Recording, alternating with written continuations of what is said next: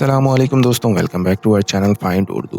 Productive productive का मतलब है फ़ायदेमंद, कारगर, काम का।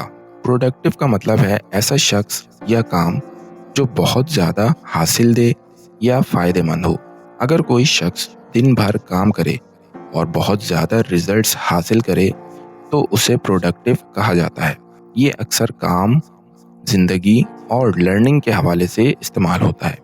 She had a very productive day at work. उसका आज का दिन काम पर बहुत फायदेमंद रहा। तो दोस्तों, प्रोडक्टिव का मतलब है ऐसा काम या शख्स जो बहुत ज़्यादा हासिल या फ़ायदा दे, और ये वर्क, लर्निंग और डेली लाइफ के लिए यूज़ होता है। उम्मीद है अब आपको प्रोडक्टिव का मतलब समझ में आ गया होगा। मिलते हैं नेक्स्ट वीडियो में। शुक्रिया।